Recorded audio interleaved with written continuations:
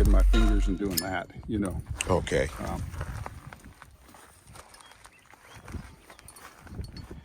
And a good thing to remember is the hole is at 90 degrees to the, so if that lever is down, you know the hole's that direction.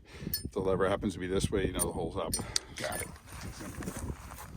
I think what we'll do after that's off, we'll stick these back in there so you don't have to look for them. Yes, sir. But meanwhile, just in case I forget to do that, we'll set them in here.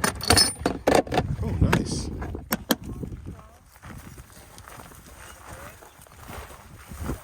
I think I'm going to go ahead and get my tool and just take these out, which is nothing you'll ever have to do again.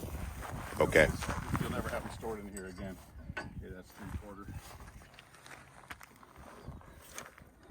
Kind of cheating using an adjustable wrench. If you ever seen these are the coolest things. Oh yeah, well I'm gonna have to be a cheating fool. I am very limited as being mechanically inclined. Let me get a different wrench off. It's faster to show you the way I would do it.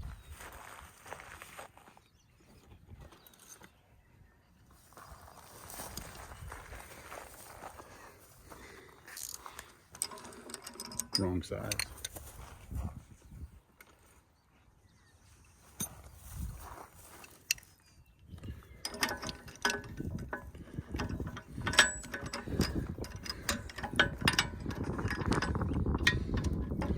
Oh wow. That's not spinning. That must have this should be like a ratchet. This is a ratchet wrench, but it's stuck. It's stuck. Okay, because that's what I was looking at. I was like, man. Yeah, it should ratchet, but I'm gonna have to stick it on put a little WD-40 on it and stick it on a stuck bolt and give it a turn and it'll loosen right up. Probably I was helping somebody out in the field somewhere because I see a little rust right there. I threw it in there wet. You know? Mistake number one. And then I just store that wherever. You said pretty much won't even really need that anymore. You'll never use it against this purpose, but you might find one day that, hey, I need an extra pen. I lost a pen or something. Okay. Thank you so much.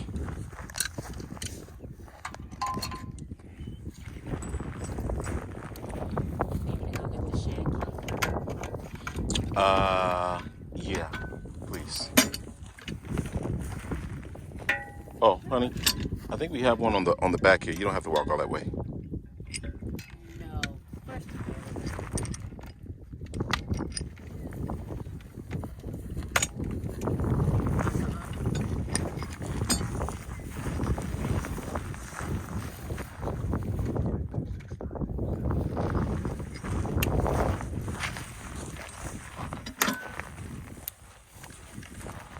I got one guy that must think he gets paid by how many zip ties he uses. He's a good guy.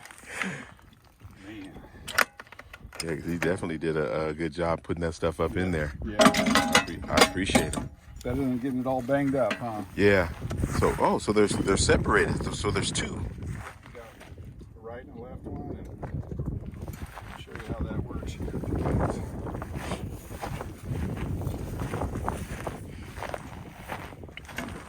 I'll leave you with a bunch of broken zip ties. No, I got it. I'll take care of it.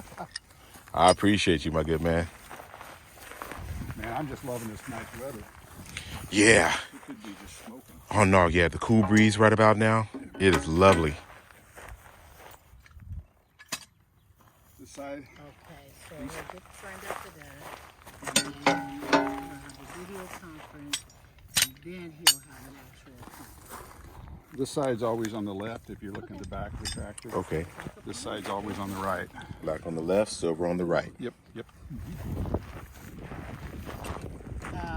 CVS, and it's, I think it's at Crystal Springs CVS on Piazza. Now we're going to get ready to Yes. dismount the backhoe. Remember, we've taken the pins out underneath. Okay. Now we're going to take this out. Okay. Are we able to move this up just a little bit? What's that? Oh, yeah. Are we? Yeah, just move it up Get just a out of the little way bit. so you get to it. Yep. I'm liking that idea. And now it's time to do it. Okay, perfect.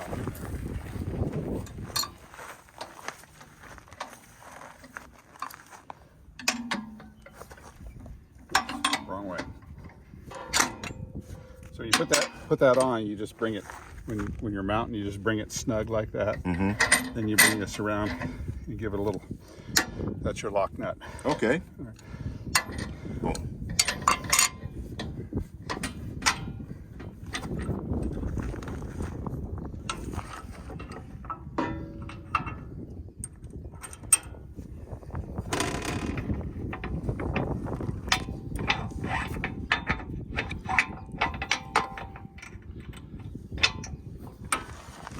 That out of the way for a moment. Thank you. Okay, now we still have the hydraulics hooked up.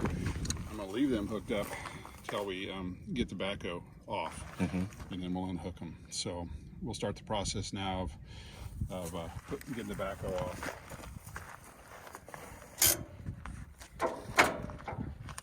Brake set in neutral.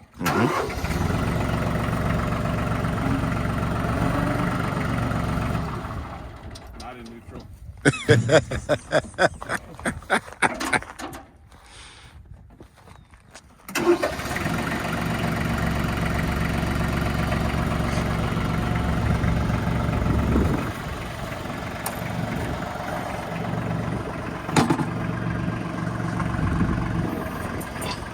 Travel pin is just for traveling, or if you're just going to leave it. Now these things will snap your fingers, so watch it.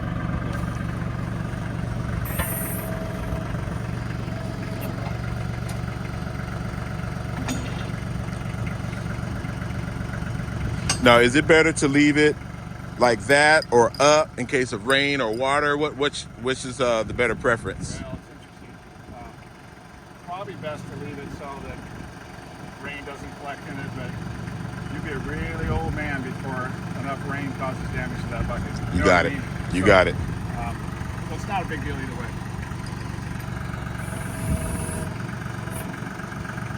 No, how you leave it is how you leave it, because I'm going to come out here and practice on all this stuff anyway. Yeah.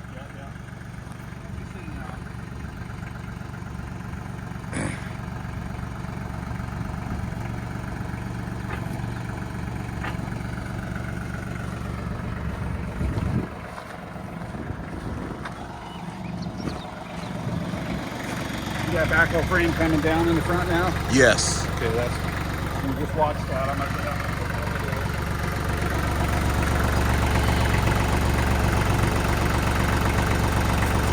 That's the goal, is to put that down. Sometimes the guy will put a 4x4 under there so you don't have to go down quite so far. Okay. But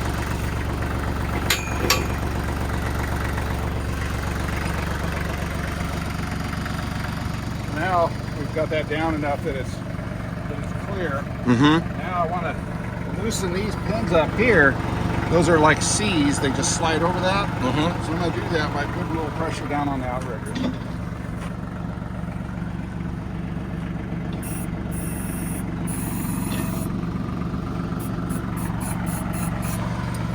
Okay, I see it. Now they're loose.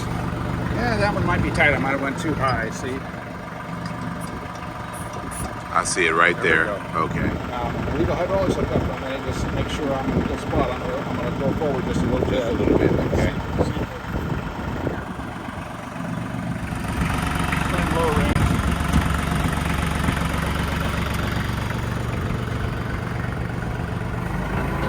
Yeah. Watching my hydraulic lines, make sure I'm not stretching them out. I'm really good. I'm still just totally good.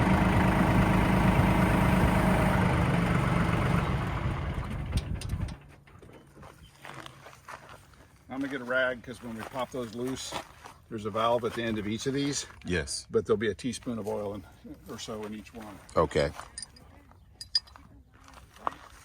I'm gonna go the other side. Yes, sir.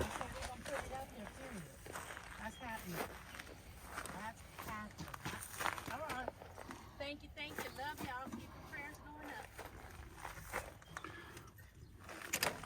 So I pulled that collar back just like an airline, you know. Okay. Okay, and I see a little bit of oil come out. Yeah, so wipe that one a little bit. Set it here. The female side always will hold more oil. I just cleaned it enough because I keep from dripping it on the ground. Do the same thing to the other side. Pop up that coupler. All right, that side usually doesn't leak much. This side will a little bit. Not much, but And I saw that they crisscross. yeah, and you can't hook them up wrong. See, you cannot hook them up wrong. Got it. Okay. So I usually hook these two together, just to keep dirt from getting in them while the backhoe's sitting. That's smart. Like that. Then here's the most important thing today: is you have to hook these back up before you start the tractor. Yes, sir. Now, if you start it and you go, oops, well, you can shut it off, you're all right. But if you run it for a little while that way, the oil doesn't have a way to circulate and it overheats the pump. Okay. It causes a lot of damage. It's not a warranty. Gotcha. It's an expensive oops. All right. Now, that all works again on this side. Let me tell you something about hooking up this backhoe though. You're gonna be out someday. You're going to unhook it in a cool morning like this, and you're going to hook it back up in a hot afternoon, and the oil in the cylinders will have expanded. And you may be able to get that apart, but you probably won't be able to get it. I mean, it'll fight you. Okay. All right, so worst case scenario, you could bleed a little bit of, you could loosen this, then tighten it back up, bleed a little bit of oil out. I mean, a teaspoon or a tablespoon is all you need. That's all you need. And all of a sudden the pressures are off, because strong as you are, you won't be able to get them together. Wow. You know, it's crazy. Wow. So that happens occasionally. So now you know. So when it happens on a Sunday afternoon, you don't have to try to say, well, those guys are closed. So I'm going to pull forward here in just a second. I want to tell you a couple other things while we're talking. Is when you mow dry stuff, it throws a lot of chaff in the air. You know, Yes. And that chaff, a certain amount of it goes to the radiator screen. Yes, sir. It gets plugged. Keep that clean. You know, if you start overheating a little bit, it's because your radiator's clogged. Okay. So you need to clean that. We've got guys, you know, with this thick of a layer down the radiator, overheat the engine, and that's an operator error, not a malfunction of the tractor. Yes, sir. So, so watch that. If you're in a situation where you have a lot of dust and you're doing this and it comes away like chocolate milk, Yeah. your tractor's sucking in a lot more than you are. Okay. So you can blow that air filter out every once in a while. Okay. You know, gently take the air filter out, tractor off, have a little compressor or a little Makita blower or something, and just, you don't have to get it all off. Just get it pretty clean. Yes. Inside and out, put it back in. Okay. Do that a number of times and probably get a spare. You know, so Gotcha. if you don't overheat your tractor and you don't dust your engine, you'll be hard pressed to ever wear this tractor out. Got it. You know, those are the two big things. All right. So this backhoe sitting here like this is going to settle. Okay. Because all these cylinders, there's nothing holding pressure in them other than O-rings that will go from one side or the other of the cylinder. Yes. And eventually, you know, a teaspoon a day is going to move, and eventually this thing's going to settle down. It's not a problem. Because when you back up to it, you'll back up to it up to these hooks, about here to these hooks, or back tires to the hooks, you might say. And then you'll hook up the hydraulics. You start the tractor up, and you'll get this thing back up in position, about this position. Yes. All right. So when you're backing back in, then don't worry about the front. Just get straight. When you're backing back in, your whole target is going to be to put that in there on both sides. Yes, sir. And once that's in there, all the way on both sides, then when you lift that outriggers in the bucket, this thing's going to go like that, and your latches are going to be in the right spot. Okay. Now you'll have to go under there then and stick your pins in and your clips. Got it. You know, so, but that's the key. So don't worry about this thing if it settles on you. It'll be a while before I use this. Yeah, it'll settle on you. Okay. So I'll pull forward now, and then back over to your 3-point arms there, and we're going to put those on. Okay. So,